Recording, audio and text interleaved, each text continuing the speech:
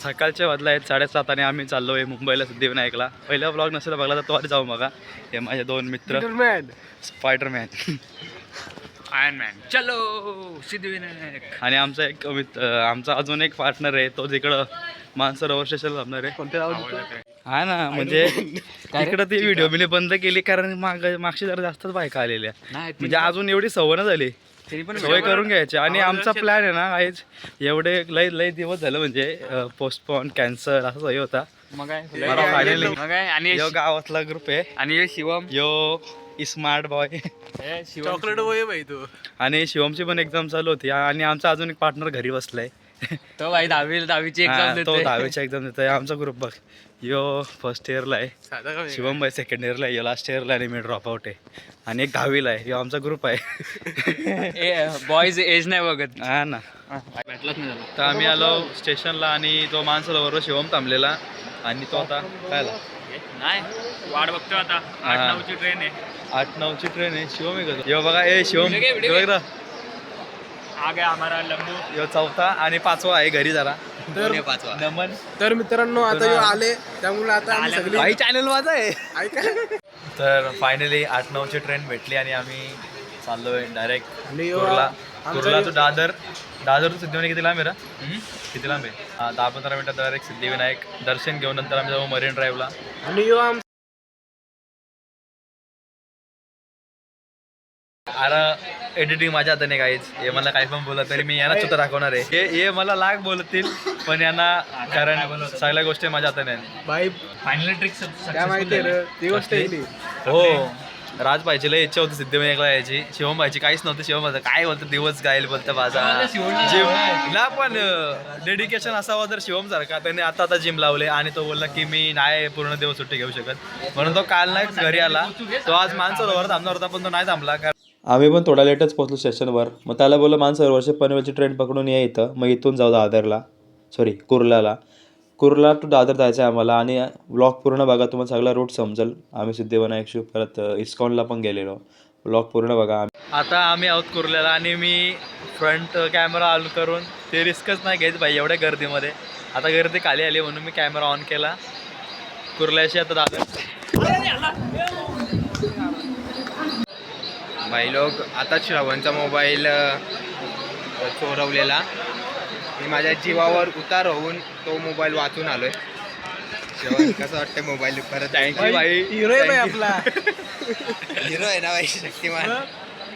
Finally we are on Dadar station आणि इथून मी मागाशी माझा फोन चोरला गेला आणि योच तो चोर याने चोरलेला वाचवलेला रे.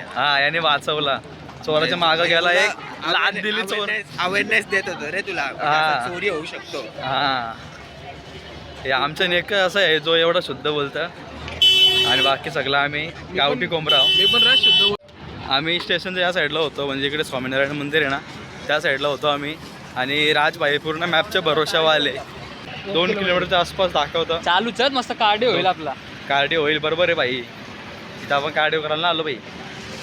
तुम्ही काय मागं राहिलं आता काय झालंय हा. तर मित्रांनो आपण थोडेसे स्टॅटिक फोटो घेऊ नंतर ॲस्थेटिक फोटो मरीनला बायला क्रशला इम्प्रेस करायसाठी स्नॅप काढायला लागतं. मरीनला क्रशच आहे असं बोल. साला ये दुःख काय खतम नाही होता बे. गाईस दादर स्टेशन आणि सिद्धिविनायक मंदिर हे दोन्ही माझ्यासाठी नवीन होते. याआधी मी कधी आलो नव्हतो म्हणून मला पण याची काहीच आयडिया नव्हती. आम्ही चुकीच्या साईडला होतो. तुम्हाला फुल मार्केट आहे त्या साईडला यायचे तिथे तुम्हाला शेअरिंग भेटेल. आम्ही तर या राजच्या भरोशावर आलो होतो पण राजभाईच मॅपच्या भरोशावर आला होता. पण तुम्ही मॅपच्या भरोशावर नका जाऊ. आमचा ब्लॉग आहे ना पूर्ण बघा तुम्हाला सगळं समजेलच. आणि गाईस रिक्षाचा फेअर पण फेअरच आहे. आणि फायनली आम्ही पोहोचलो सिद्धिविनायक मंदिराच्या इथे. हिवाळी पहाट असल्यामुळे एवढ्या भारी वाटत होता ना म्हणजे थंडी त्यात थोडा ऊन पडलेला सकाळचा. आणि गाईस गर्दी पण खूप होती कारण रविवार होता ना. या तिघांना सुट्टी असल्यामुळे आम्ही पण रविवारचाच प्लॅन केला. खूप दिवसापासूनची इच्छा होती आणि फायनली ती पुरी झाली. मंदिराच्या आतमध्ये एवढ्या पॉझिटिव्ह वाईब्स होत्या कारण बाप्पाचा ऑराच तसा आहे. आणि दर्शन पण खूप चांगलं झालं. जास्त गर्दी पण नव्हती. फक्त सुरुवातीला वाटला होता की लाईन खूप असेल पण आतमध्ये लाईन नव्हती. आता आम्ही निघलो सिद्धिविनायक मंदिराच्या इथून आणि इथून प्रभादेवी स्टेशन थ्रू आम्ही डायरेक्ट चर्च गेटला जाऊ आणि चर्च गेटचे मरीन ड्राईव्ह जवळच आहे. तर मरीन ड्राईव्ह झालं कुठे यायचे रेंड्रा झालो आपण जाऊ इस्कॉनला बाई.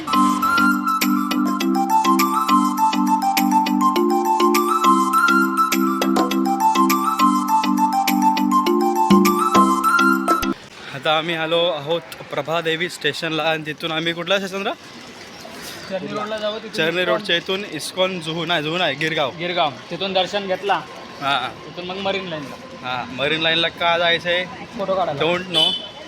कारण माथ्यावर ऊन आले असणार आणि एवढा बेकार गरम होणार आहे. तरी बरा थोडा ह्याचे थंडीचे दिवस आहेत तिकीट काढला. ना तर बेकार हालत झाली असती.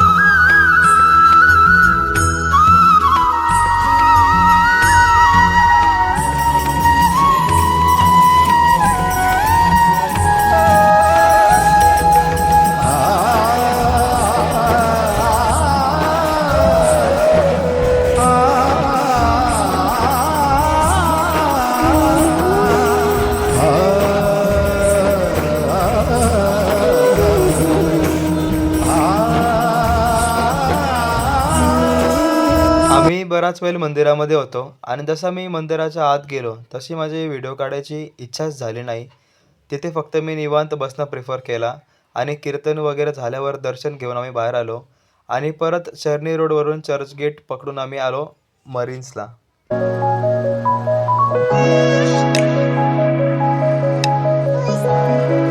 फोन केला आता मी ते दिसत नसेल आयला ही लोक 2:30 वाजता आल्या म्हणजे आम्ही पण मूर्खच झालो ना. पण आम्ही कसं मजबूर आलो तर आम्हाला दुसरा ऑप्शनच नव्हता. आम्ही संध्याकाळी आलोच ना आमची गाडी बिडी असते तर मेगा ब्लॉक आहे ना बाई. मेगा ब्लॉक पण आहे आणि एवढी लोक बाई वाटत नव्हता एवढे लोक असते म्हणून. मला म्हणते बाई विटॅमिन सीच्या गोळ्या असतील तर. आणि राज बघा बाई राजला वाटलं आम्ही 2 दिवस फिरवला आल्यावर आधी सगळं आणले ट्रॅव्हल करून. आणि आता मरीन्समधून निघलोय आणि डायरेक्ट आता घरचा प्रवास यांना मध्ये FSला थोडी शॉपिंग करायची आहे. तो शॉर्ट मी FS शॉर्ट नाही दाखवणार कारण मी FSला ऑलरेडी केला आहे व्लॉग. जसं नसेल बघला तर जाऊन तो पहिले तो बघा. जराही काय शॉपिंग वगैरे गेली.